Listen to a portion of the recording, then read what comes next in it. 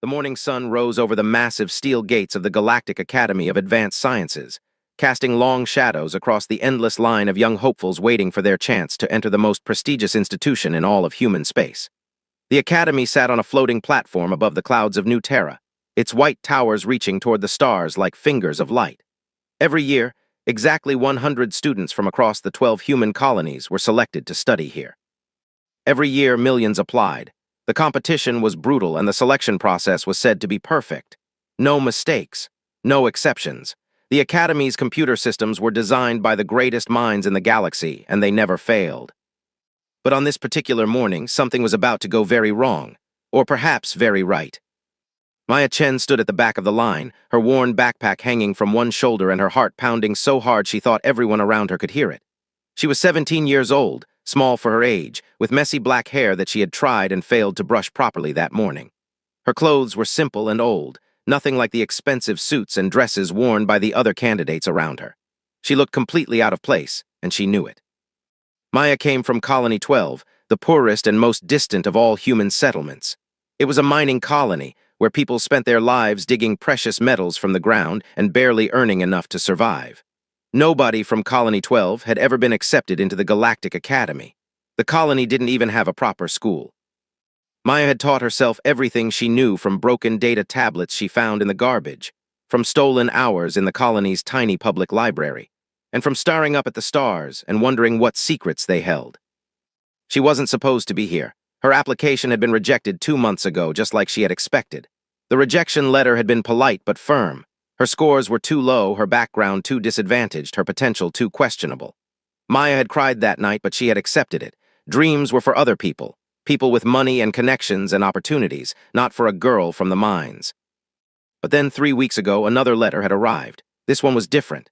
It was an acceptance letter printed on thick paper with the golden seal of the Galactic Academy stamped at the bottom. At first, Maya thought it was a joke.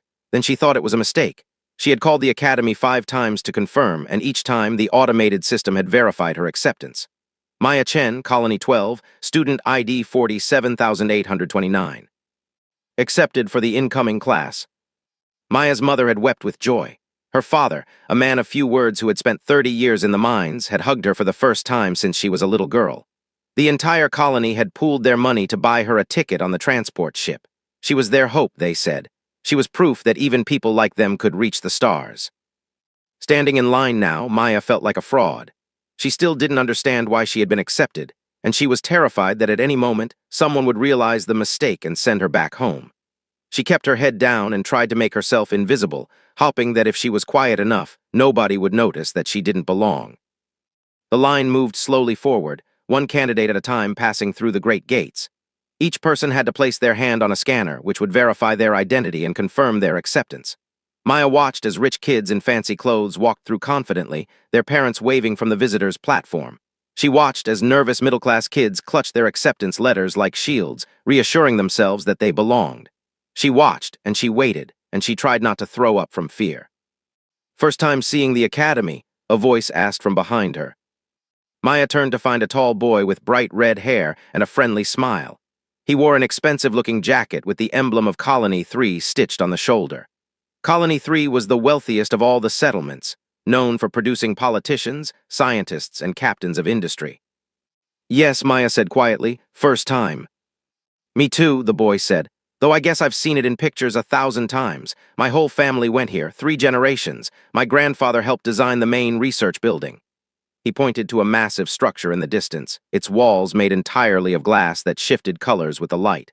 "I'm Felix, by the way, Felix Morrison." Maya recognized the name.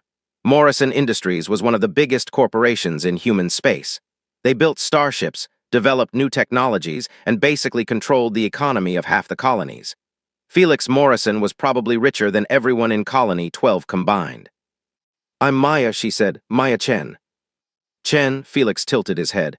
"I don't recognize that name. What colony are you from?" 12, Maya said, bracing herself for his reaction. Felix's eyebrows shot up in surprise.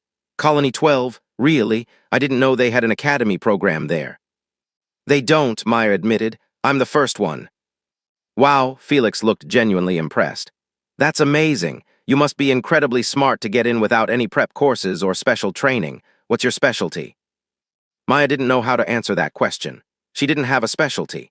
She had studied everything she could get her hands on, from physics to biology to engineering to mathematics. She loved all of it equally. She loved the way knowledge fit together like pieces of a puzzle, how understanding one thing could help you understand 100 other things. I guess I'm still figuring that out, she said. Before Felix could respond, a commotion broke out near the front of the line. Maya stood on her toes to see what was happening and saw a group of academy officials in white uniforms huddled around a computer terminal. They were talking in urgent whispers, their faces tense with concern. "What's going on?" Felix asked. One of the officials stepped forward and raised his hand for attention. "May I have everyone's attention, please? We are experiencing a minor technical issue with our verification system. Please remain calm and stay in line. We will have the problem resolved shortly." A murmur of anxiety rippled through the crowd. Technical issues at the Galactic Academy were unheard of. Their systems were supposed to be flawless. Maya felt her stomach tighten. What if this was about her? What if they had finally discovered whatever mistake had led to her acceptance? She imagined being pulled out of line in front of everyone, being told that she didn't belong, being sent back to Colony 12 in shame. The thought made her want to run away right now before anyone could see her. But she didn't run. She stayed in line because her mother's tears were still fresh in her memory, because her father's proud hug still warmed her heart, because the entire colony was counting on her.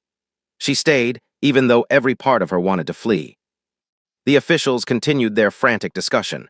Maya could see one of them pointing at a screen, shaking his head in disbelief. Another was speaking rapidly into a communication device. Minutes passed, then half an hour. The line didn't move at all. Finally, an older woman in a white coat emerged from the main building and walked toward the gates.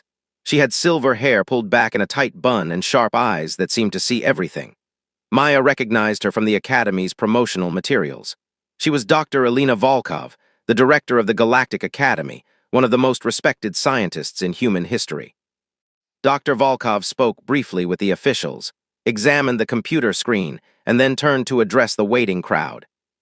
"Good morning, candidates," she said, her voice carrying clearly across the platform.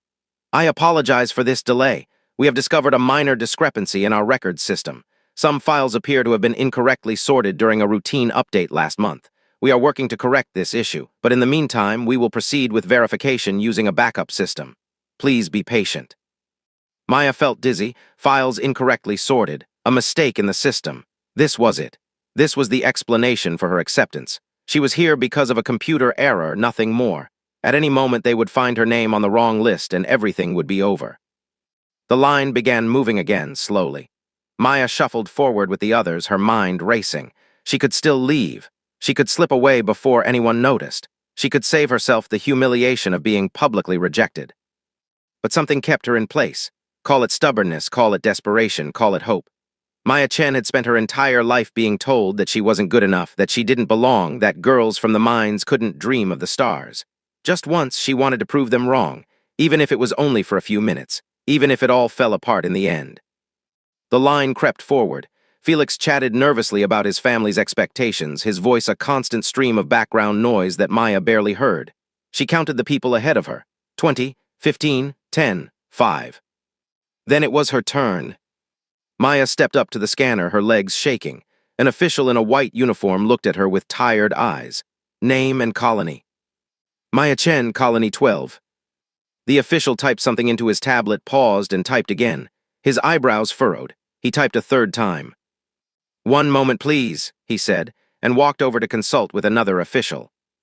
Maya's heart stopped. This was it. This was the moment everything fell apart. The two officials spoke in low voices, glancing at Maya several times. One of them pulled out a different tablet and compared it to the first. They both looked confused. Maya waited, the seconds stretched into eternities. Finally, the first official returned. He had a strange expression on his face, something between puzzlement and resignation. "Place your hand on the scanner, please," he said. Maya put her trembling hand on the cool surface of the scanner. A blue light swept across her palm, reading her biometric data.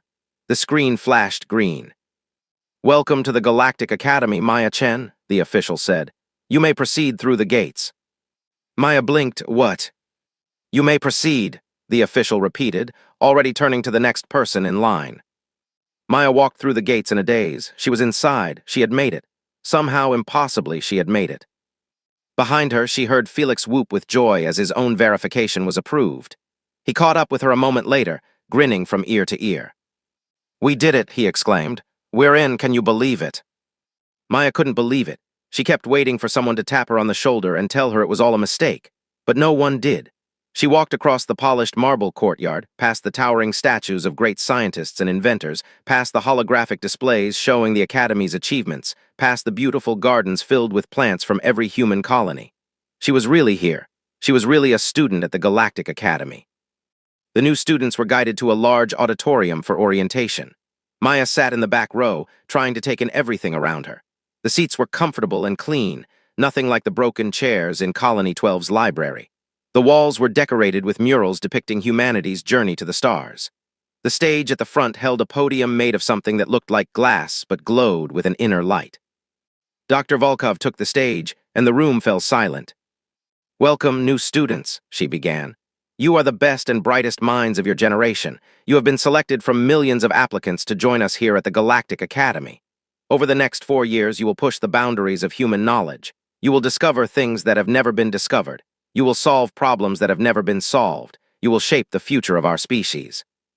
Maya listened to every word, trying to memorize them. She didn't feel like the best and brightest. She felt like an imposter. But she was here, and she was going to make the most of it. After the opening ceremony, the students were assigned to their dormitories. Maya found herself in a small but comfortable room in Building 7, sharing space with a quiet girl from Colony 5 named Sarah, who barely said 2 words before falling asleep. Maya lay in her bed that night, staring at the ceiling and wondering how long her luck would last. The next morning, classes began. Maya had chosen to start with Physics 101, thinking it would be a safe introduction to the Academy's curriculum. She was wrong. The professor, a thin man named Dr. Hammond, walked into the classroom and immediately launched into a discussion of quantum gravitational dynamics that left Maya completely lost. The other students nodded along, taking notes and asking questions that Maya couldn't even understand. They had all been prepared for this. They had all gone to expensive prep schools and had private tutors. Maya had taught herself physics from a broken tablet, and it clearly wasn't enough. She struggled through the rest of the morning, falling further behind with each class. Mathematics was worse than physics. Engineering was worse than mathematics. By lunchtime, Maya was seriously considering packing her bags and going home.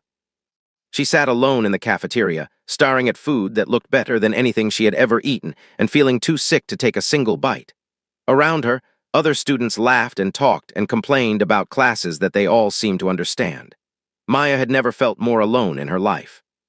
"Mind if I sit here?" Maya looked up to see Felix standing with a tray of food, his friendly smile still in place. "Sure," she said. Felix sat down across from her and immediately began eating. "Rough first day, huh? Is it that obvious? You look like someone told you the galaxy is ending tomorrow." Felix took a bite of something that looked like pasta. "Don't worry, everyone struggles at first. This place is designed to be hard. It's supposed to break you down before it builds you back up." "I don't think I can be built back up," Maya admitted. "I don't know half the stuff they're talking about. Everyone else is so far ahead." Felix shrugged. "So catch up. The library is open 24 hours. The tutorial programs are actually pretty good, and if all else fails, you can always ask for help. There's no shame in that." Maya wasn't sure she believed him, but she appreciated the kindness. "Thanks." "No problem." Felix finished his pasta and stood up. "I've got to run to my next class, but hey, if you ever need a study partner, let me know. I might be rich, but I'm not actually that smart. I could use the help too." After Felix left, Maya sat alone again, thinking about what he had said. Catch up, ask for help, use the library. It sounded simple, but nothing in Maya's life had ever been simple. Still, she had come too far to give up on the first day. She hadn't traveled across the galaxy just to run home crying. If she was going to fail, she was going to fail trying. That night, instead of going to bed, Maya went to the library. It was a massive building, 7 floors tall, filled with more knowledge than she had ever imagined possible.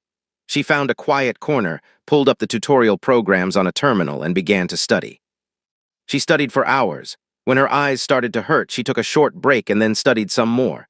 She went back to the basics, to the fundamentals that she had taught herself on Colony 12, and then she built on them, one concept at a time. It was slow and frustrating, but gradually, things started to make sense. Maya returned to the library the next night and the night after that. She studied harder than she had ever studied in her life. She asked questions in class, even when she felt stupid for not already knowing the answers. She went to the professors during office hours and admitted that she needed extra help.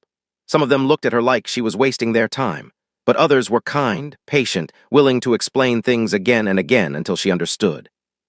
Weeks passed. Maya still struggled, but she struggled less than before. She was learning, growing, adapting. The other students had a head start, but Maya had something they didn't have.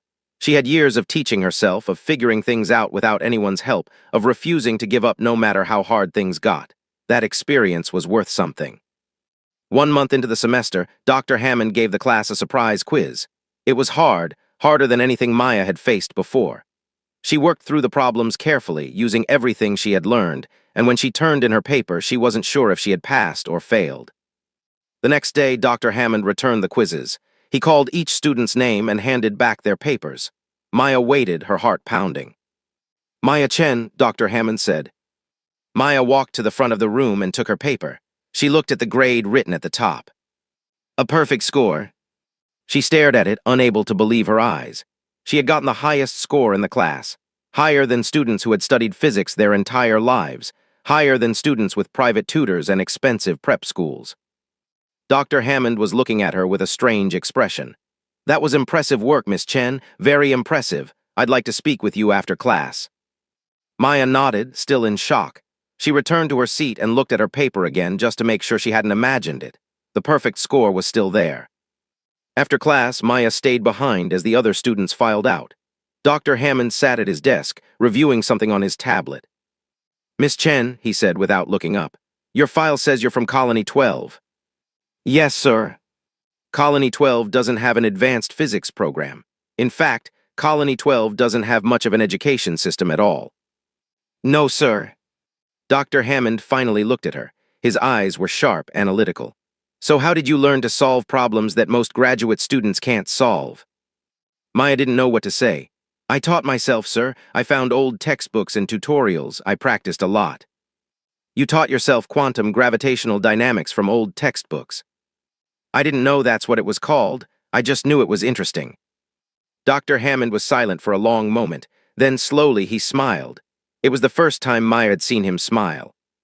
"Miss Chen, I've been teaching at this academy for 30 years. I've seen a lot of talented students, prodigies, geniuses, children of the elite who had every advantage in the world, but I don't think I've ever seen anyone quite like you."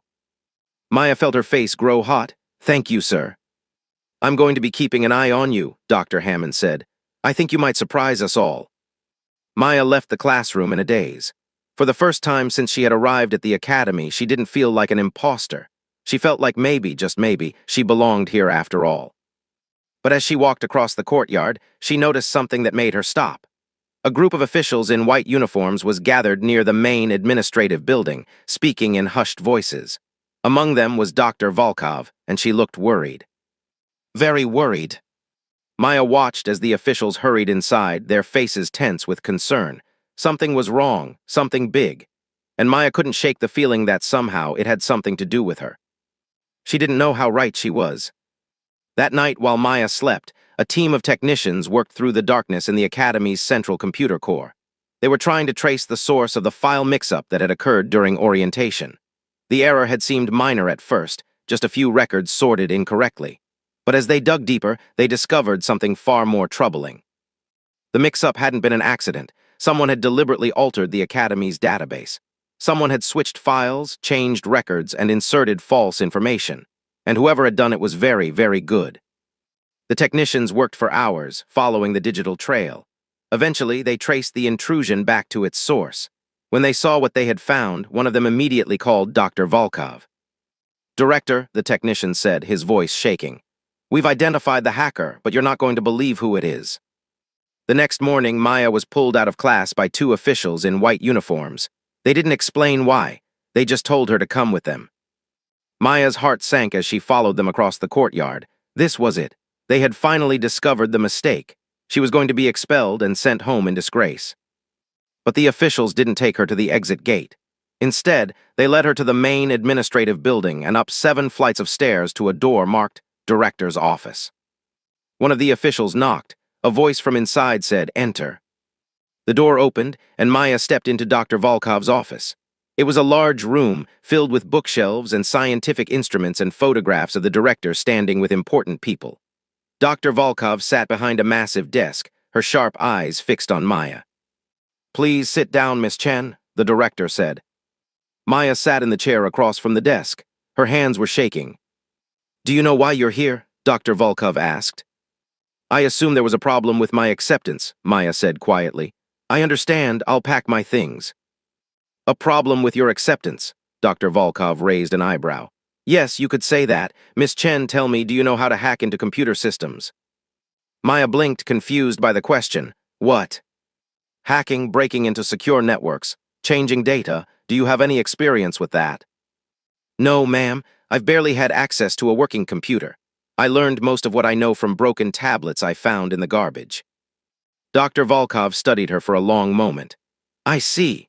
So you wouldn't know anything about the person who broke into the Galactic Academy's database last month and altered the acceptance records?" "No, ma'am, I don't understand. What does this have to do with me?" Dr. Volkov leaned back in her chair. "Miss Chen, the file mix-up that allowed you to gain entry to this academy was not an accident. It was deliberate sabotage. Someone hacked into our system, switched the files of 2 applicants, and made it appear as though you had been accepted when in fact another student should have taken your place." Maya felt the world spinning around her. I would never." "I know you didn't do it," Dr. Volkov said.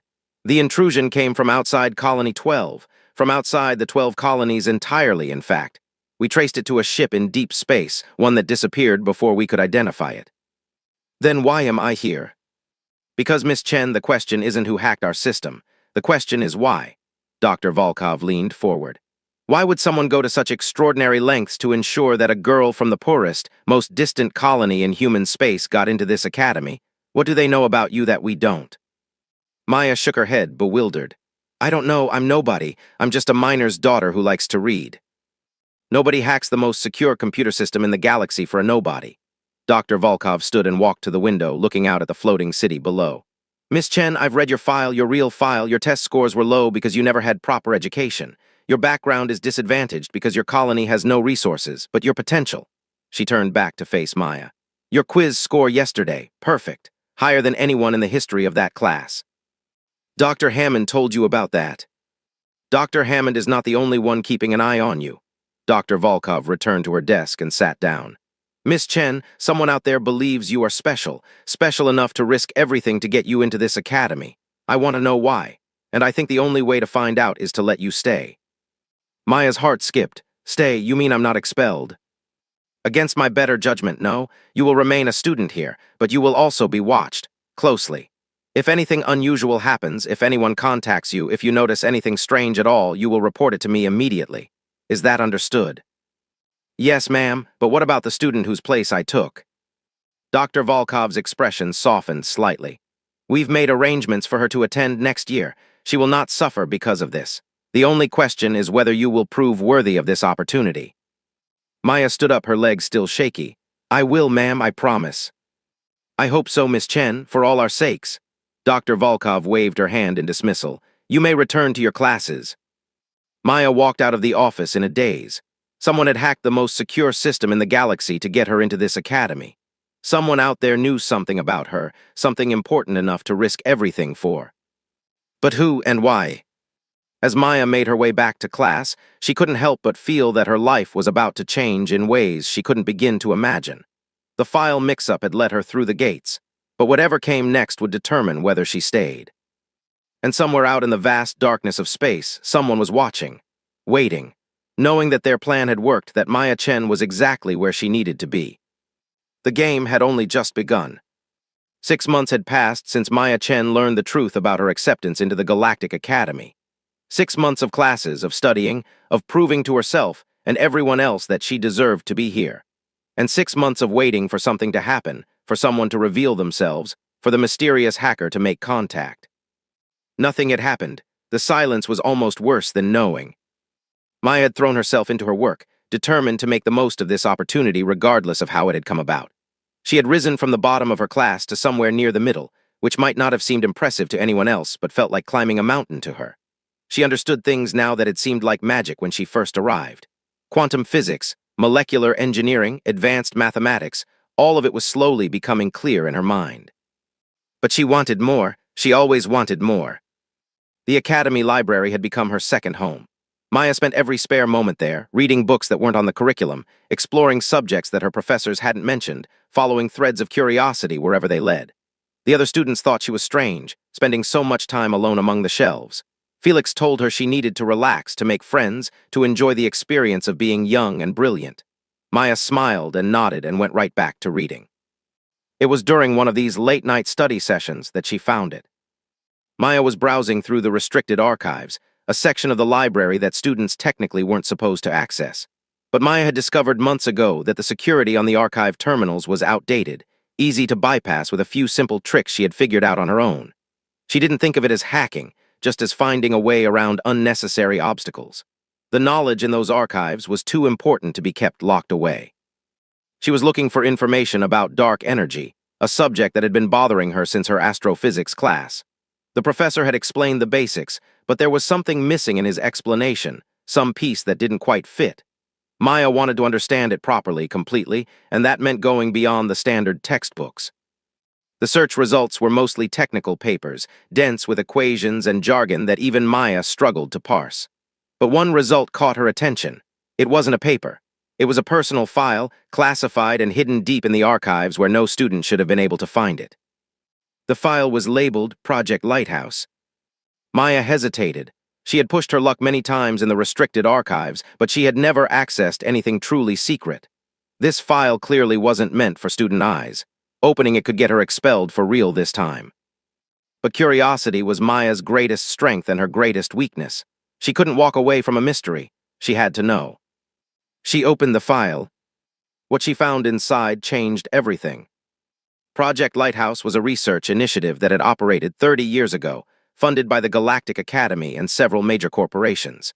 Its goal had been to develop a new form of faster-than-light travel, one that could cross the entire galaxy in days instead of years. The project had assembled the greatest minds in human history, including a young Dr. Alina Volkov, to work on this impossible dream. According to the file, they had succeeded, not just in theory but in practice. They had built a prototype device capable of bending space itself, of creating shortcuts through the fabric of reality. They called it the Lighthouse Drive. But something had gone wrong. The file didn't explain what exactly, only that the first test of the Lighthouse Drive had ended in catastrophe. The research station where the test was conducted had vanished without a trace, along with everyone aboard. 12 scientists, 4 engineers, 1 pilot, all gone in an instant. The project had been shut down immediately. All records were classified at the highest level. The Lighthouse Drive was declared too dangerous to pursue, and humanity had continued to travel through space the slow way, never knowing how close they had come to a breakthrough that would have changed everything.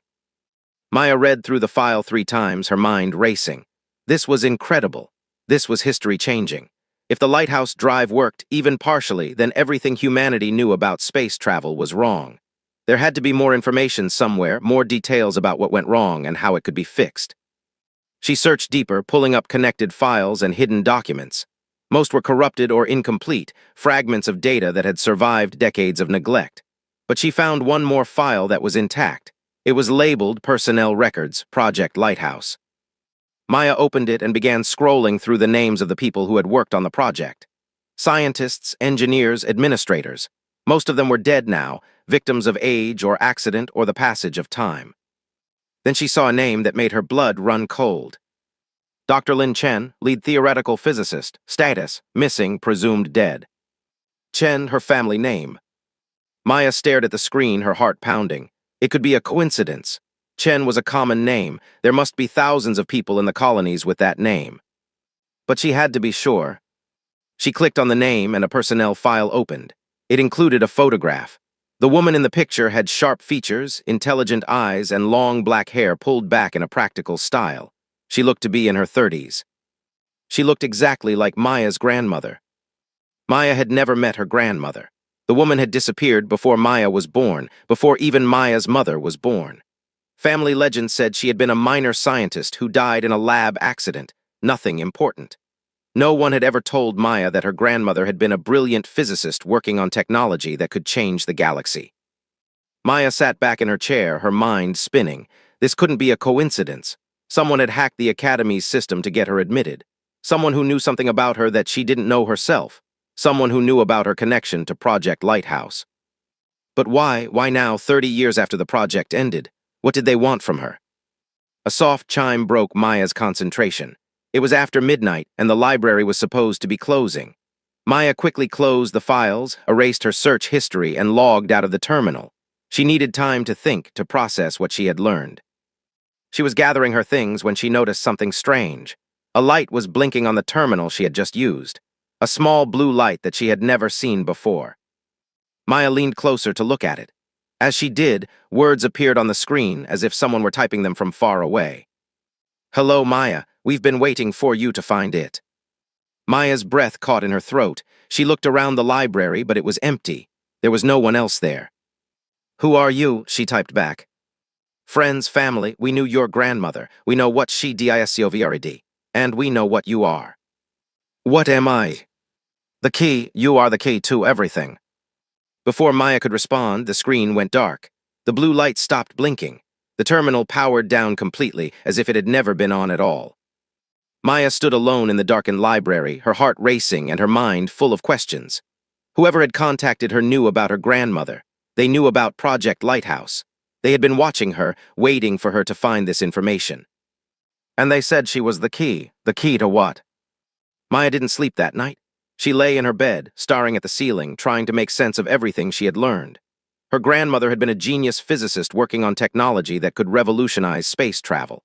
That technology had failed catastrophically, killing everyone involved.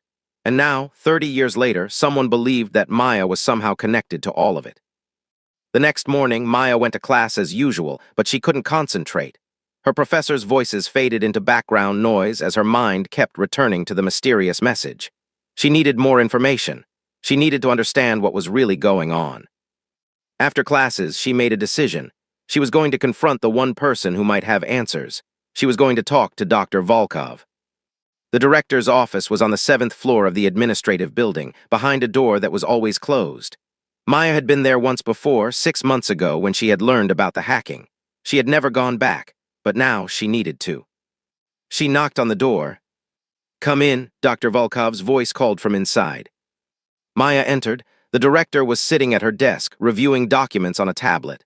She looked up when Maya walked in, and her expression shifted from neutral to wary. "Miss Chen, I didn't expect to see you. Is something wrong?" Maya took a deep breath. "I know about Project Lighthouse." The temperature in the room seemed to drop 10 degrees. Dr. Volkov's face went completely still, like a mask carved from stone. "Where did you hear that name?" she asked, her voice carefully controlled. "In the restricted archives, I found the files about the project, about what happened." Maya paused. "About my grandmother." Dr. Volkov was silent for a long moment. Then she stood up and walked to the window, her back to Maya. "I should have known this day would come," she said quietly. "I should have prepared for it." "You knew my grandmother?" "Yes, Lin Chen was my mentor, my colleague, and my friend. She was also the most brilliant physicist I have ever known." Dr. Volkov turned to face Maya. "When I saw your name on the acceptance list 6 months ago, when I realized who you were, I wondered if it was fate or coincidence. Now I think it was neither. The people who hacked the system, they knew about her. They said I was the key to something." Dr. Volkov's eyes widened. "They contacted you when?" "Last night in the library. They sent a message through the terminal." The director moved quickly, pressing a button on her desk. Security locked down the library immediately, full diagnostic on all computer systems. Now. "Dr. Volkov, please, tell me what's going on. What happened to my grandmother? What was she working on?" Dr. Volkov sat down heavily in her chair. For the first time, she looked old, tired, haunted by memories that she had never been able to escape. "Your grandmother discovered something extraordinary," she began. "Something that changed our understanding of the universe. The Lighthouse Drive wasn't just about faster travel.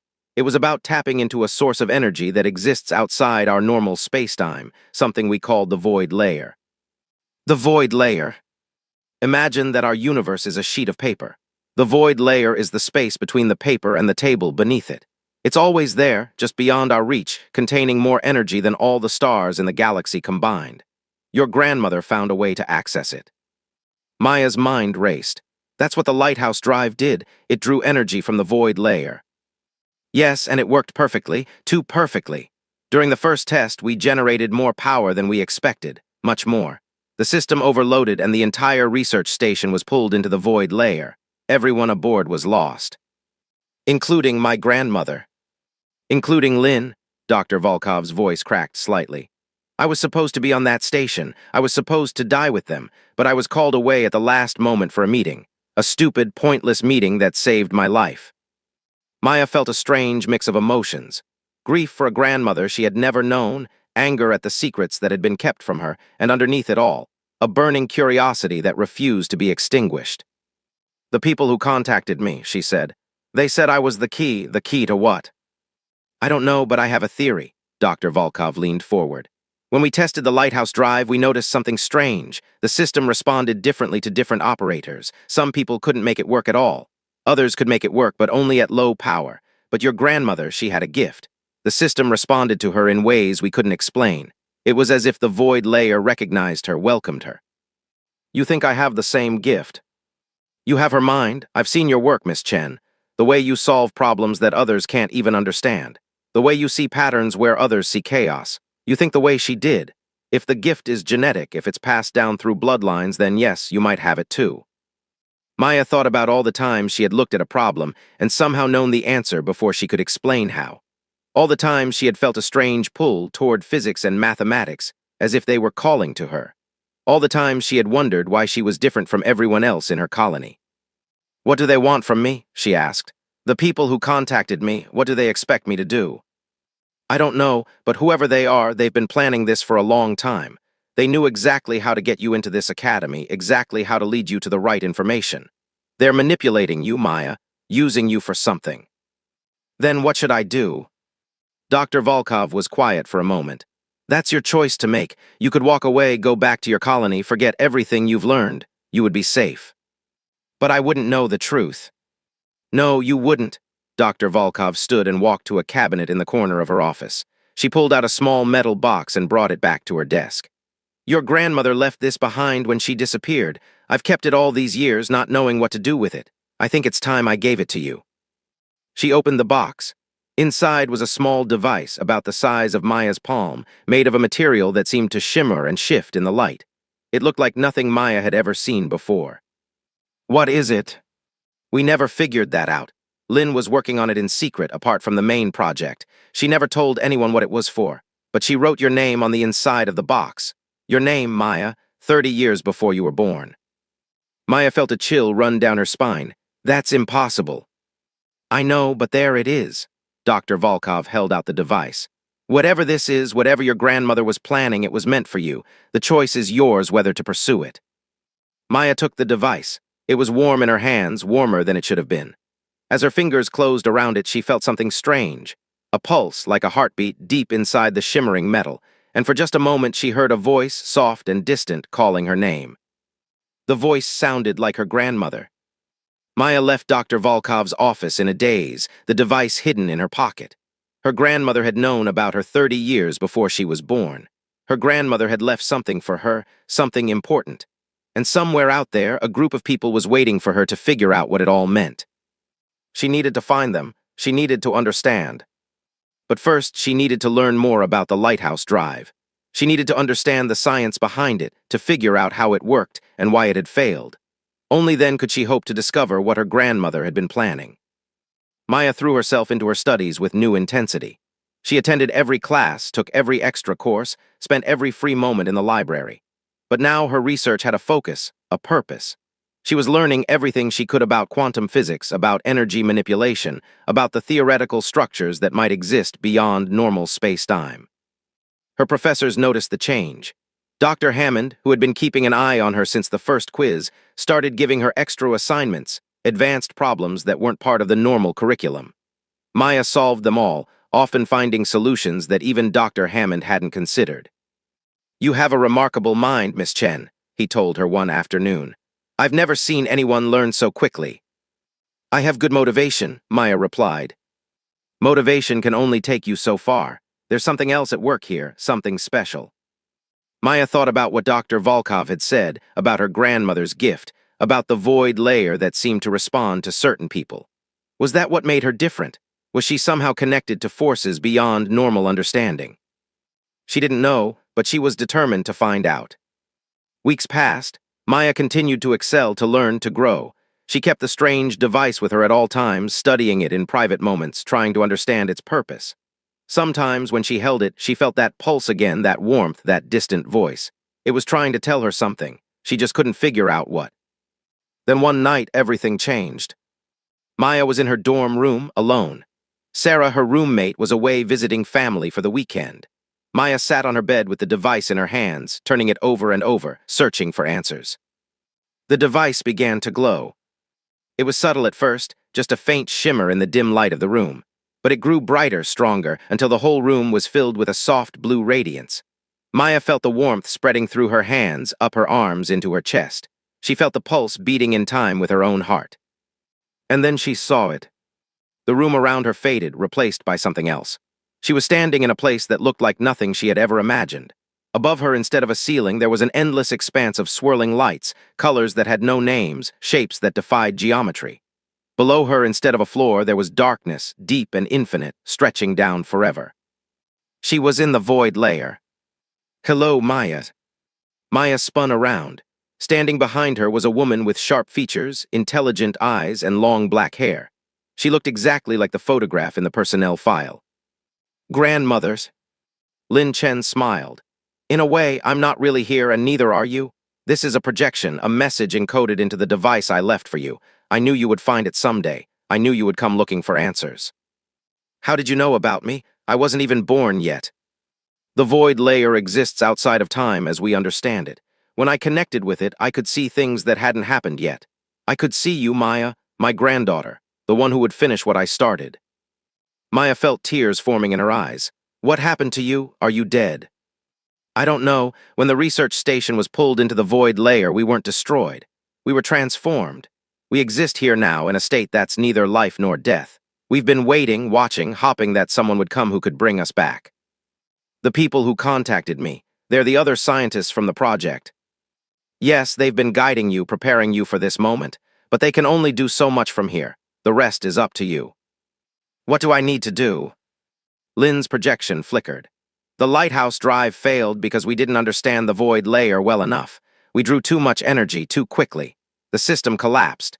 But if you can learn to control the connection, to regulate the flow of energy, you can do what we couldn't. You can build a bridge between our world and this one.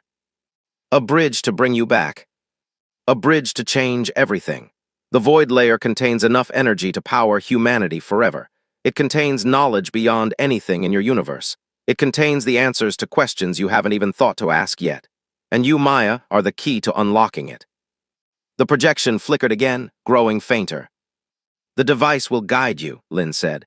"It contains all of my research, all of my theories, everything you need to understand what we discovered. But you must be careful. There are people in your world who fear what the void layer represents. They will try to stop you." "Who, Dr. Volkov?" "Alina means well, but she's afraid. The failure of the project broke something in her. She would rather keep the secrets buried than risk another catastrophe." The projection was almost gone now. "Trust yourself, Maya. Trust your instincts. You have my gift, my connection to this place. Use it." "Wait, don't go. I have so many questions." "The answers are in the device and in yourself." Lin smiled one last time. "I'm proud of you, Maya. I've always been proud of you." The projection vanished. The blue light faded.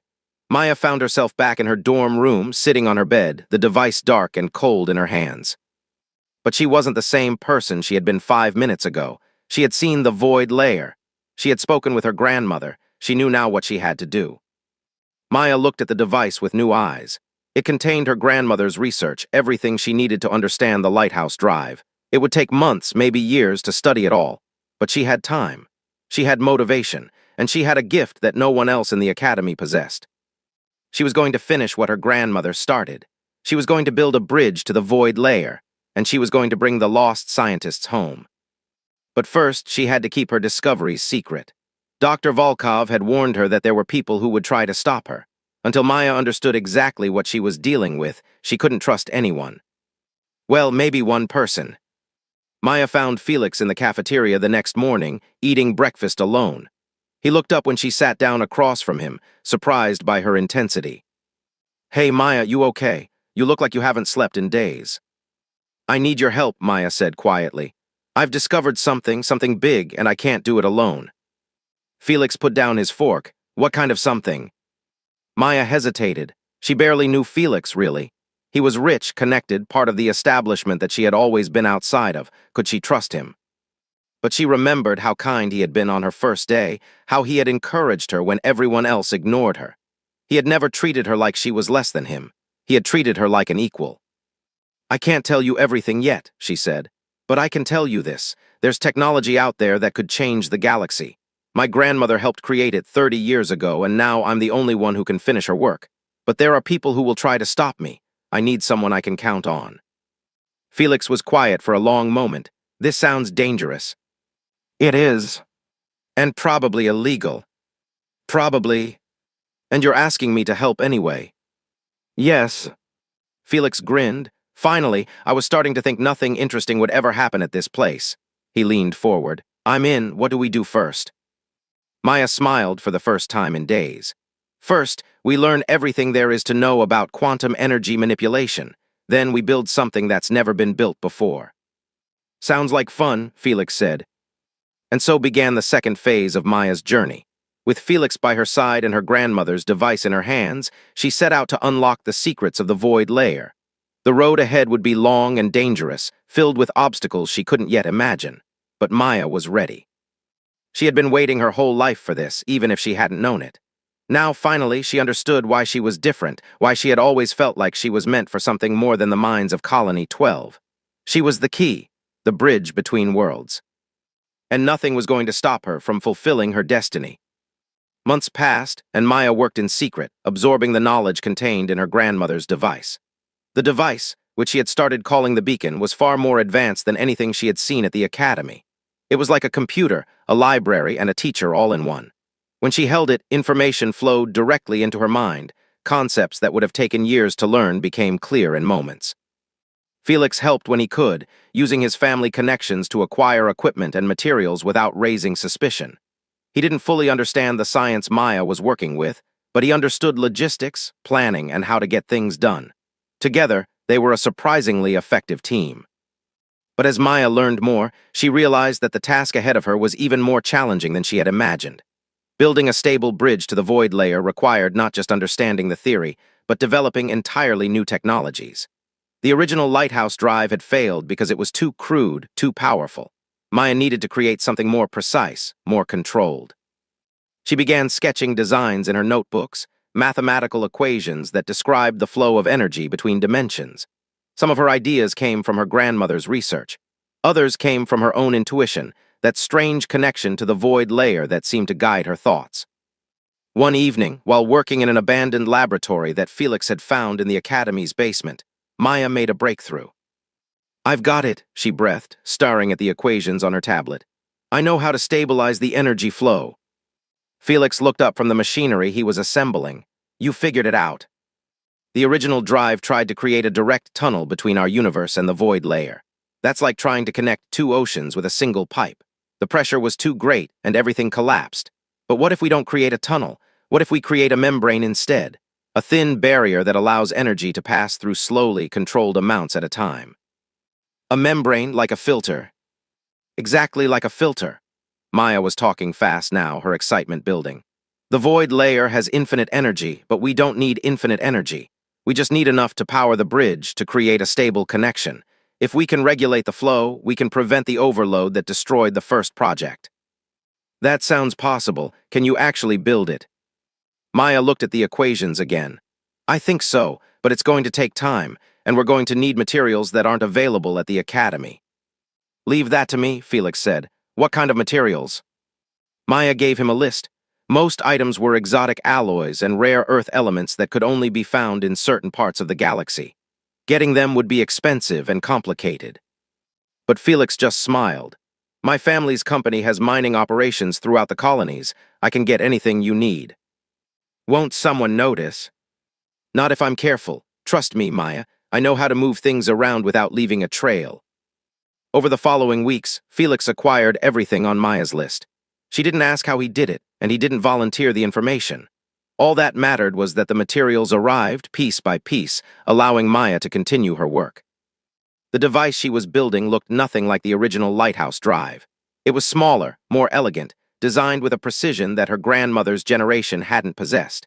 At its center was a crystal structure that Maya had grown herself, using techniques she had learned from the beacon. The crystal would serve as the membrane, regulating the flow of energy from the void layer. As the device neared completion, Maya felt a growing sense of anticipation. Soon, she would be able to test her theory. Soon, she would know if all her work had been worth it. But she also felt a growing sense of danger. Dr. Volkov had been watching her more closely lately, asking questions about her research, about where she was spending her time.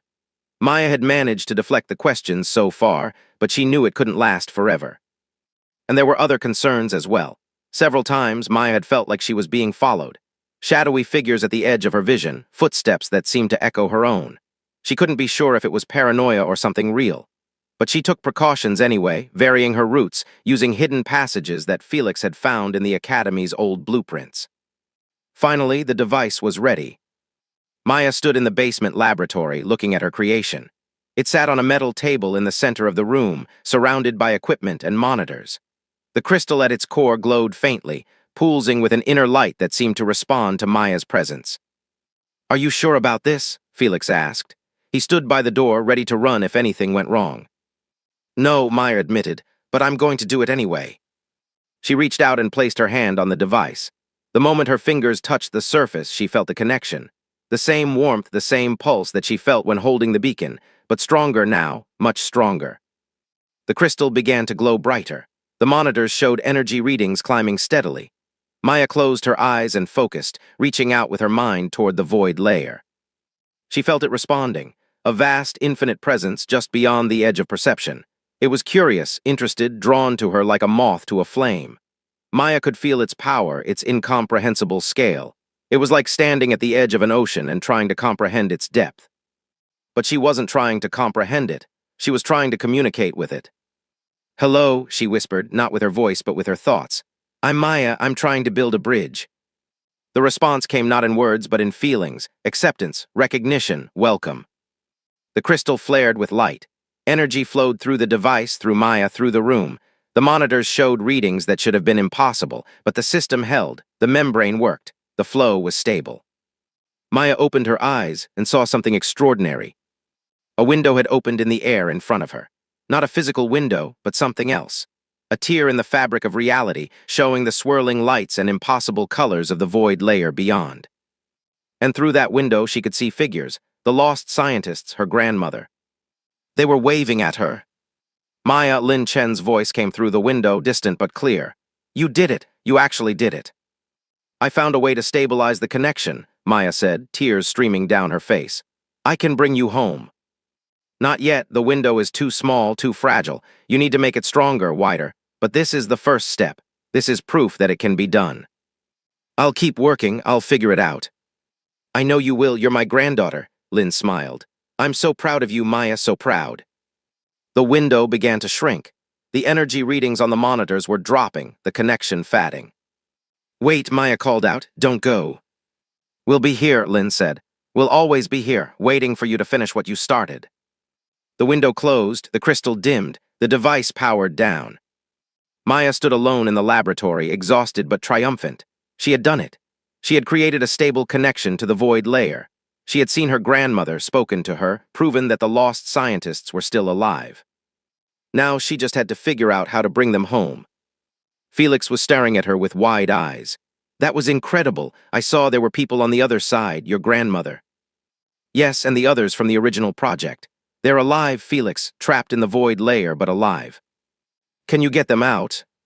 "I think so, but I need more time, more research. The window I created was too small. I need to find a way to make it bigger, stronger, stable enough to allow physical passage." "Then we keep working. Whatever you need, I'll help you get it." Maya looked at her friend and felt a surge of gratitude. She had never expected to find someone she could trust at the academy, someone who would believe in her and support her without question. But Felix had proven himself again and again. He was more than a friend now. He was family. "Thank you," she said. "I couldn't have gotten this far without you." Hey, what are incredibly wealthy and well-connected friends for? Felix grinned. Besides, this is the most exciting thing that's ever happened to me. My family wanted me to become a boring executive. Instead, I'm helping unlock the secrets of the universe. I think I got the better deal. Maya laughed, something she hadn't done in weeks.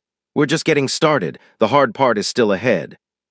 Then we'd better get some sleep. We've got a universe to save. They packed up the equipment and carefully hid all evidence of their work. As they climbed the stairs back to the surface, Maya felt something she hadn't felt since her first day at the academy.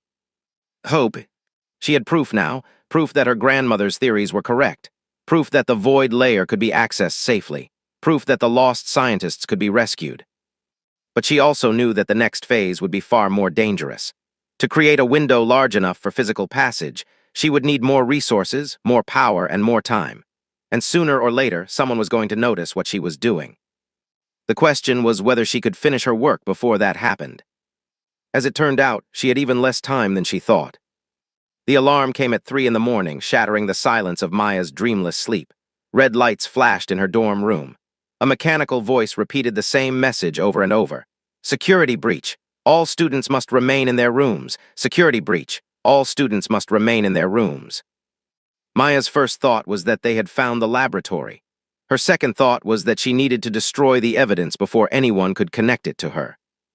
She was out of bed and dressed in seconds, moving on pure instinct. Sarah, her roommate, sat up groggily. What's happening? I don't know, stay here, I'll be right back. Maya, they said to stay in our rooms. But Maya was already gone, slipping through the door and into the corridor. The hallways were chaos, filled with confused students and security personnel rushing in different directions. Maya used the confusion to her advantage, ducking through a side door that led to a service stairway. The basement laboratory was 3 floors down and halfway across the campus. Maya had memorized the route, practiced it dozens of times in case of emergency. She moved through maintenance corridors and forgotten passages, avoiding the main areas where security would be concentrated. She was almost to the laboratory when she heard voices ahead. Not students, not security, something else. Maya pressed herself against the wall and listened. The facility is this way. Our scans detected the energy signature from the test she conducted earlier. Are we certain it's her, the Chen descendant? The readings are unmistakable. She's recreated the lighthouse interface. Smaller scale than the original, but the same fundamental technology. Then we proceed as planned. Secure the device, secure the girl. Maya's blood ran cold. Someone knew about her experiment. Someone had detected the energy signature from her connection to the void layer, and they were coming for her. She couldn't go to the laboratory now. If these people were already on their way, she would walk right into their hands. But she couldn't let them take the device either. All of her work, all of her grandmother's research was in that room. There was only one option. Maya reached into her pocket and pulled out the beacon, her grandmother's original device. She had been carrying it with her everywhere since she first discovered it. Now she held it tight and focused her mind. Grandmother, she thought, I need your help. The response came instantly, a warmth flooding through her, a presence in her mind that felt like home. I'm here, Maya, I can feel them too, the Watchers. The Watchers, an organization that has existed for centuries, dedicated to preventing humanity from accessing the void layer. They believe we are not ready, that the power would destroy us. They were behind the fear that shut down Project Lighthouse, and now they've found you. What do I do? You run, the device in the laboratory is important, but it can be rebuilt. You cannot. Get out of the academy, find somewhere safe. I will guide you. Maya turned and ran back the way she had come. Behind her, she heard shouts, footsteps, the sound of doors being forced open. The Watchers were searching for her. She emerged from the maintenance corridor into an empty courtyard. The night sky above was filled with stars, cold and distant. Maya looked around, trying to figure out where to go. The transport bay, her grandmother's voice said in her mind. There are shuttles there for emergency evacuation. One of them can take you to safety. I can't fly a shuttle. I can guide you, trust me. Maya ran across the courtyard, staying in the shadows. The transport bay was on the far side of the campus, a massive hangar where the academy kept its fleet of small spacecraft. If she could reach it, she might have a chance. She was halfway there when a figure stepped out of the darkness ahead of her. Maya Chen, stop. The voice was cold, authoritative. Maya froze, her heart pounding. The figure moved into the light. It was a woman, tall and severe, wearing a gray uniform with no markings. Her eyes were completely black, like pools of ink. "You have something that belongs to us," the woman said. "The Chen legacy, the connection to the void, give it to us willingly and you will not be harmed." "Who are you?" "We are the Watchers. We have protected humanity from itself for longer than you can imagine. The void layer is not meant for your kind. It is a power that would consume you." "My grandmother accessed it. She survived." "Your grandmother was absorbed by it. She is no longer human. None of them are. They exist now as creatures of the void, trying to lure more victims into their trap." The woman took a step closer. "You think you're communicating with your grandmother? You're being manipulated by something that wears her face." Maya felt doubt creeping into her heart. Was it possible? Could the voices she had heard, the presence she had felt, be something other than what they seemed? "Don't listen to her grandmother's voice said urgently. "She's lying. We retained our humanity even in the void. We're still ourselves. She just wants to stop you from completing the bridge." "I don't know what to believe," Maya said out loud. The woman smiled coldly. "Believe this. If you proceed with your plan, you will doom humanity. The void layer is an abyss. It will swallow everything you love. And if I stop, if I give you the device, then you will be contained, studied. Your genetic connection to the void must be understood and controlled, but you will live. That is more than most receive who have touched what you have touched." Contained, studied, controlled. The words were like ice in Maya's veins. She would become a prisoner, an experiment, a thing to be poked and prodded by people who feared what she represented. She made her choice. "No," Maya said, "I won't give you anything." She turned and ran. Behind her, the woman shouted something, and Maya heard more footsteps joining the pursuit. She didn't look back. She just ran. The transport bay was ahead now, its massive doors standing open. Maya sprinted inside, looking for a shuttle she could use. There were dozens of spacecraft, ranging from small one-person pods to larger transport vessels. She needed something fast, something she could fly without experience. "That one," her grandmother's voice said. "The silver shuttle on the left. It has an autopilot system. I can interface with it through the beacon." Maya ran to the shuttle and pulled open the door. The interior was sleek and modern, with a single pilot's seat surrounded by glowing displays. She climbed in and slammed the door shut. "Start the engines," her grandmother said. "I'll do the rest." Maya found the ignition switch and pressed it. The shuttle hummed to life, its engines cycling up with a low whine. Through the windshield, she could see figures running into the transport bay, the Watchers closing in. "Hold on," her grandmother said. The shuttle lurched forward, then up, then out. Maya was thrown back in her seat as the craft rocketed through the hangar doors and into the night sky. In seconds, the academy was falling away below her, growing smaller and smaller until it was just a speck of light in the darkness. She had escaped. "Where are we going?" Maya asked. "Somewhere the Watchers cannot follow, somewhere you can complete your work." "Where is that?" "Colony 12, your home." Maya felt a pang of emotion. She hadn't seen her family in over a year. She hadn't wanted them to see her until she had accomplished something, until she had proven that she was worthy of the sacrifice they had made to send her to the academy. Now she was returning as a fugitive, hunted by a shadowy organization, carrying secrets that could change the galaxy. "They'll find me there," Maya said. "The Watchers, they'll come looking. By the time they do, you will be ready for them. Colony 12 has resources that even the Watchers don't know about. Your grandmother left more than just the beacon behind." "What kind of resources?" "You'll see. For now, rest. The journey will take several hours. You'll need your strength for what comes next." Maya leaned back in the pilot's seat and closed her eyes. Her body was exhausted, running on nothing but adrenaline and determination. But her mind was still racing, still processing everything that had happened. The Watchers, an ancient organization dedicated to keeping humanity away from the void layer. They had been behind the fear and secrecy that had buried Project Lighthouse. They believed they were protecting humanity. But were they right? Was the void layer truly dangerous, or were they just afraid of what humanity could become with access to such power? Maya thought about her grandmother, about the scientists trapped in the void layer for 30 years. They were waiting for someone to bring them home. They were counting on her. She couldn't abandon them, not when she was so close. But she also couldn't ignore the possibility that the Watchers had a point. The original test of the Lighthouse Drive had ended in disaster. 17 people had been lost. What if her grandmother's consciousness had been changed by the void, twisted into something that only resembled the person she had been. There was only one way to find out. She had to finish the bridge. She had to see for herself what the void layer really was. I won't stop, Maya whispered to herself. Whatever the truth is, I have to know. Sleep claimed her soon after, a deep and dreamless rest that her body desperately needed.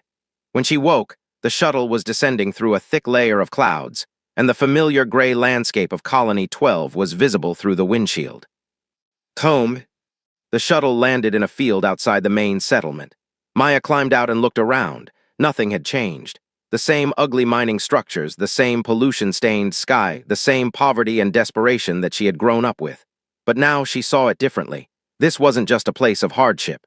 This was the place that had made her who she was. A figure emerged from behind a rock formation and walked toward her. Maya tensed, ready to run again if necessary. But as the figure drew closer, she recognized him. Felix. Felix Morrison grinned at her, surprise. What are you doing here? How did you even get here before me? I took a faster ship. Morrison Industries has some pretty advanced transportation options. He walked up to Maya and pulled her into a hug. When I heard what happened at the academy, I knew you would come here. This is the only place that makes sense. The Watchers almost caught me, Maya said. They know about the device, about my connection to the void layer. They're going to come looking. I know, that's why I'm here. Felix stepped back and looked at her seriously. Maya, I've been doing some digging. The Watchers aren't just some fringe group. They have members in every major government, every major corporation. They've been controlling humanity's development for centuries. Controlling how? Suppressing anything that could give us access to power they can't control. Advanced AI, genetic enhancement, and especially anything related to the void layer. They're the reason your grandmother's work was buried. They're the reason you almost never got into the academy at all. Then how did I get in? If they were watching, if they knew about the Chen family connection, why did they let me through?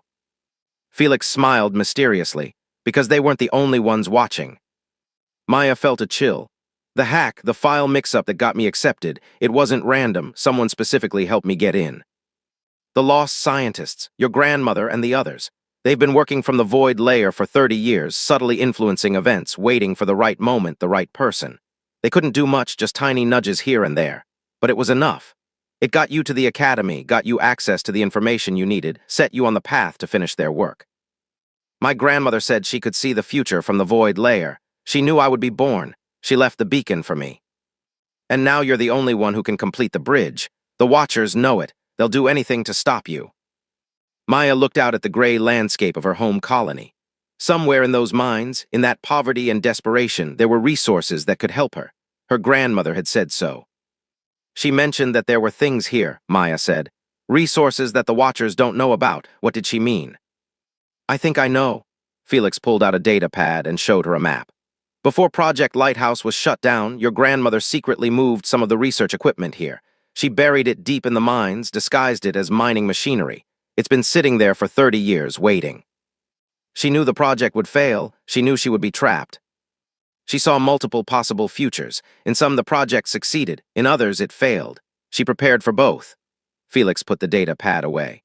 The equipment she hid includes a fully functional lighthouse drive prototype. Smaller than the original, more refined. If we can find it and power it up, you might be able to create a bridge big enough to bring everyone home. Maya felt hope rising in her chest. Then that's what we do. We find the equipment, power it up, and finish what my grandmother started. There's one problem, Felix said. The mines are dangerous. They've been mostly abandoned for years. Cave-ins, toxic gases, unstable tunnels. And if the Watchers figure out we're here, they'll send everything they have. Then we don't have much time. Let's go. They made their way to the old mining complex, a sprawling network of tunnels and shafts that penetrated deep into the earth. Maya had played in these tunnels as a child, exploring the abandoned sections when she should have been in school. She knew them better than anyone.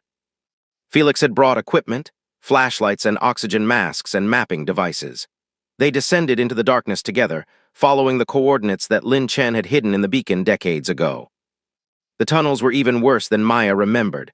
Walls crumbled at the slightest touch. The air was thick with dust and something that smelled like decay.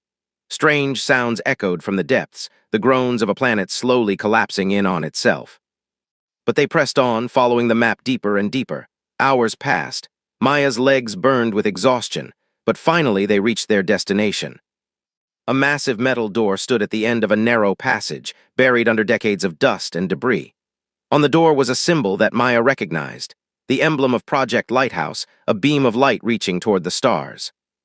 This is it, Felix breathed. She really did hide it here. Maya approached the door. There was a control panel beside it, covered in grime. She wiped it clean and saw a handprint scanner. It's keyed to my grandmother's biometrics, Maya said, but she thought of everything. She pressed her own hand against the scanner. For a moment, nothing happened. Then the machine hummed, analyzing her DNA, comparing it to the records stored inside. A light turned green. The door began to open. Beyond was a chamber unlike anything else in the mines. Clean, bright, filled with advanced technology that looked brand new despite sitting unused for 3 decades. In the center of the chamber was the prototype lighthouse drive, a beautiful machine made of crystal and metal that seemed to pulse with its own inner light. It's magnificent, Felix said. Maya walked toward the drive, feeling the familiar pull of the void layer, stronger here than anywhere else. The device was calling to her, recognizing her, welcoming her home. I can feel them, she whispered. The scientists, my grandmother, they're so close. She reached out and placed her hands on the drive. Immediately, the machine came to life. Lights flickered on throughout the chamber. Displays showed readings and data. And at the center of the drive, a crystal began to glow with an intense blue light. Maya, her grandmother's voice filled the room, stronger and clearer than ever before. You found it. You found my greatest work. I'm here, grandmother. I'm going to bring you home. The drive is more powerful than the one at the academy, but it's also more dangerous. You need to be careful. The Watchers are coming. Maya felt a jolt of alarm. How long do I have? They're already in the colony. They're searching the mines now. You have maybe an hour before they find this chamber. 1 hour, it wasn't enough time, not nearly enough. But it would have to do. Felix, I need you to go back to the surface, Maya said. Find a way to delay them. Give me as much time as you can. Maya, I'm not leaving you. You have to. I need to focus completely on the drive. I can't do that if I'm worried about protecting you. She grabbed his hand and squeezed it tightly. Please, trust me. Felix hesitated, then nodded. Okay, but if you're not out of here in 1 hour, I'm coming back. Deal. Felix ran back the way they had come, disappearing into the darkness. Maya turned back to the drive and took a deep breath. Grandmother, what do I do? The drive works on intention. It responds to your thoughts, your emotions, your desires. To create a bridge, you must focus on what you want to achieve. You must hold the image in your mind and pour all of your energy into making it real. That sounds simple. It's the hardest thing you'll ever do. The void layer is vast beyond comprehension. To pull anything out of it requires incredible focus and determination. Most people would be overwhelmed in seconds. But not you, not me. No, we have the gift, the connection. The void recognizes us as its own. A pause. Are you ready? Maya closed her eyes. She thought about her grandmother, about the woman she had never known but felt connected to across time and space. She thought about the scientists, trapped for 30 years, waiting for rescue. She thought about her mother and father, who had sacrificed everything to give her a chance at a better life. She thought about Felix, risking himself to protect her. She thought about the universe itself, full of mysteries and wonders that humanity had barely begun to explore. She thought about all of it, and she focused. The drive responded. Energy flowed through the crystal, through Maya, through the chamber. The air itself seemed to vibrate with power. And slowly, in the center of the room, a tear began to form in the fabric of reality. The bridge was opening. Maya pushed harder. The tear widened, showing glimpses of the void layer beyond. The swirling lights, the impossible colors, the shapes that defied geometry. And within those lights, figures were moving, coming closer. That's it, her grandmother's voice said, now coming from the bridge itself. You're doing it, Maya. Keep going, just a little more. Maya gave everything she had. Her body trembled with the effort. Her mind felt like it was being stretched in directions she couldn't name. But she held on, focused, determined. The bridge stabilized. A tunnel of light connected the chamber to the void layer, wide enough for a person to walk through. And through that tunnel, figures began to emerge. First came her grandmother, looking exactly as she had in the projections, unchanged by 30 years in the void. Then came others, men and women in lab coats, the lost scientists of Project Lighthouse. 12 of them. 17 had been lost. 12 returned. The pilot and 4 engineers chose to stay. Lynn explained as she stepped fully into the chamber, her form becoming solid and real. The void offers certain opportunities that some found too compelling to leave, but the rest of us, we wanted to come home. Grandmother, Maya stumbled forward, her energy nearly spent. Lynn caught her and held her close. I'm here, child. I'm really here. You did it. The Watchers, Maya gasped. They're coming. Let them come. They cannot stop us now. As if on cue, the sound of explosions echoed from somewhere in the mines. The Watchers had found the entrance to the chamber. They were breaking through. Lin Chen straightened and looked at her fellow scientists. It's time. We knew this moment would come. Time for what? Maya asked. Time to change everything. The scientists moved to stations around the chamber, activating systems that had been dormant for decades. The lighthouse drive hummed with increasing power, the bridge to the void layer still open and stable. We spent 30 years in the void, Lin said as she worked. We learned things there, Maya, things that humanity isn't ready to hear, but we also found solutions to problems that have plagued your species for centuries. Solutions like what? Clean, infinite energy, faster-than-light travel, medical advances that could extend human life indefinitely. All of it is possible with a controlled connection to the void layer. Lin smiled. The Watchers feared us because they feared change, but change is coming whether they like it or not. The chamber doors burst open. Watchers poured in, their gray uniforms stark against the bright lights of the room. The woman with black eyes was at their head. Stop this immediately, she commanded. You don't know what you're doing. We know exactly what we're doing, Lin said calmly. We've had 30 years to plan it. She pressed a final button on her console. The lighthouse drive flared with blinding light, and the bridge to the void layer expanded, enveloping the entire chamber. For a moment, everything was white, pure, overwhelming. Then the light faded. The Watchers were gone, not dead, Maya somehow knew, just transported, sent somewhere far away where they couldn't interfere. Where did they go? Maya asked weakly. A colony on the other side of the galaxy. They'll be fine, they'll just have a long walk home. Lin helped Maya to her feet. But we have work to do. In the weeks that followed, everything changed. The return of the lighthouse scientists was announced to the galaxy. Their discoveries, their technologies, their vision for humanity's future were shared with everyone. The Watchers tried to fight back, tried to suppress the information, but it was too late. The genie was out of the bottle. Clean energy from the void layer began powering colonies that had struggled with scarcity for generations. New spacecraft using the perfected lighthouse drive made it possible to travel between systems in days instead of years. Medical treatments derived from void research began curing diseases that had plagued humanity since its beginning. And Maya Chen, the girl from the poorest colony in human space, became known throughout the galaxy as the bridge builder. The genius who had succeeded where others had failed. The heir to a legacy that would shape humanity's destiny for generations to come. She returned to the Galactic Academy not as a student, but as a teacher, the youngest professor in the institution's history. Her classes were always full, packed with students who wanted to learn from the legend herself. Dr. Volkov retired, passing the directorship of the academy to a new generation. In her farewell speech, she spoke about Maya, about the file mix-up that had brought an unknown girl to their gates, about how sometimes the greatest discoveries come from the most unexpected places. I was afraid, Dr. Volkov admitted. Afraid of the void, afraid of change, afraid of losing control. Maya Chen taught me that fear is not wisdom. Sometimes you have to trust in the unknown. Sometimes you have to let the genius through the gates, even if you don't understand where she came from or where she's going. Felix Morrison went on to transform his family's company, using the new technologies to benefit all the colonies instead of just the wealthy few. He never lost his cheerful nature, never stopped being Maya's closest friend. Some people whispered that there was more between them than friendship. Maya just smiled when she heard those rumors and said nothing. Lin Chen and the other scientists established a new research institute dedicated to exploring the void layer safely. They trained a new generation of void navigators, people with the genetic gift that allowed them to connect with that strange dimension.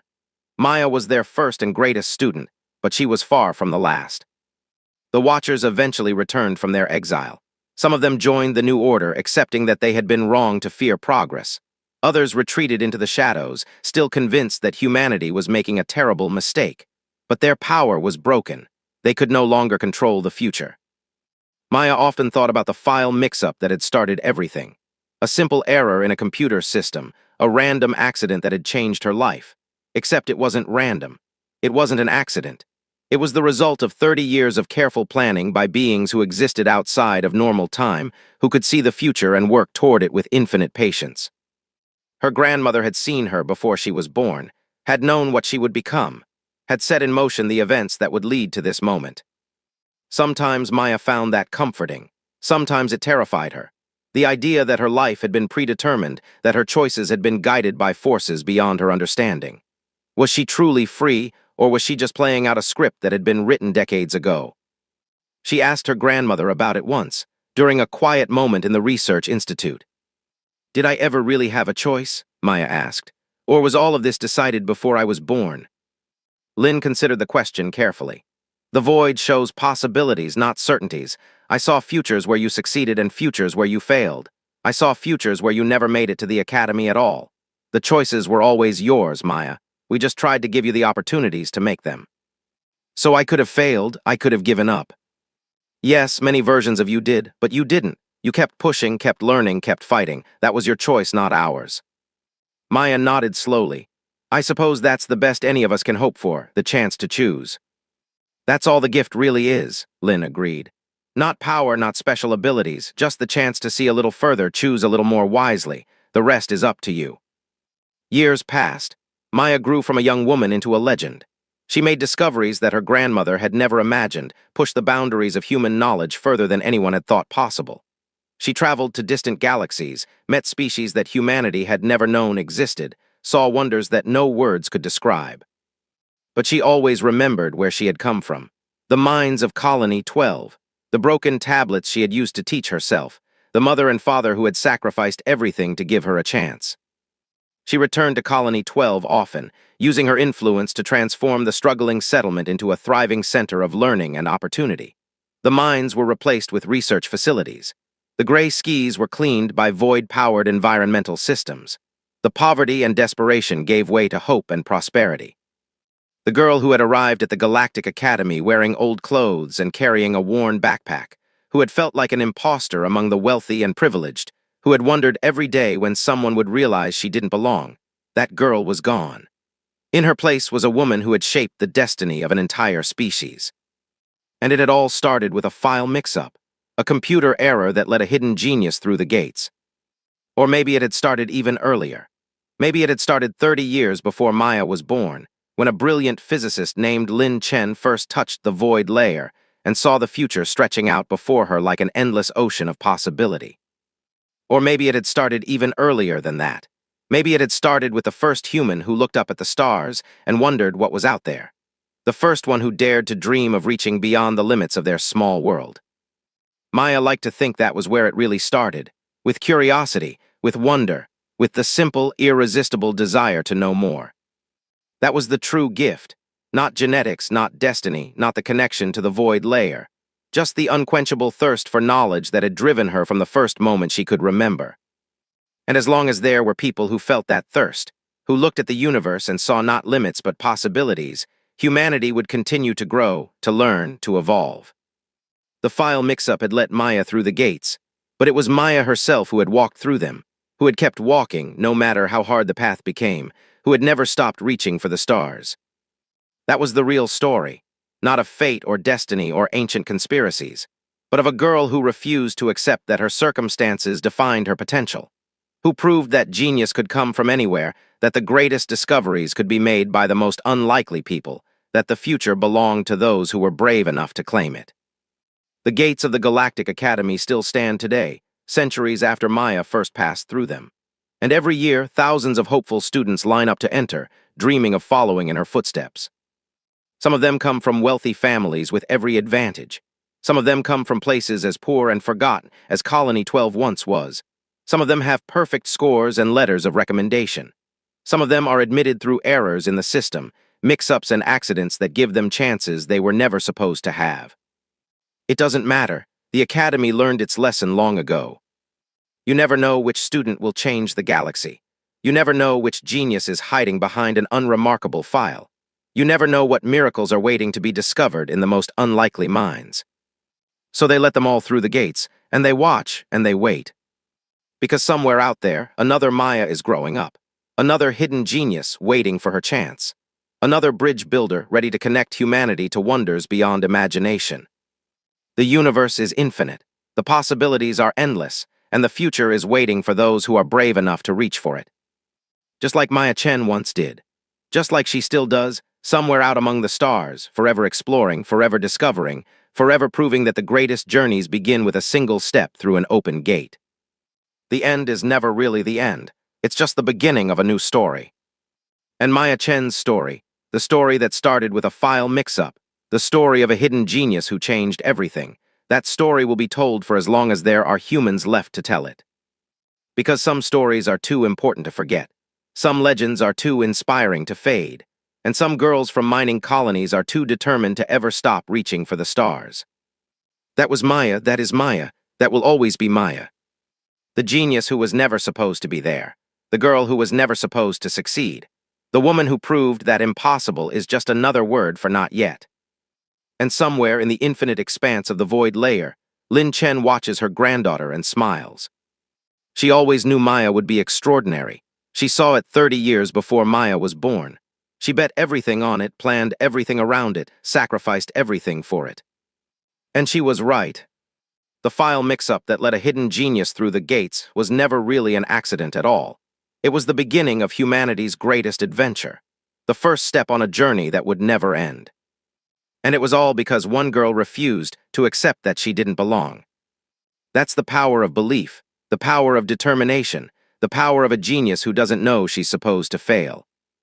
Maya Chen didn't just change the galaxy. She proved that the galaxy could be changed by anyone, anywhere, at any time. All you have to do is walk through the gate. And keep walking no matter what. The stars are waiting.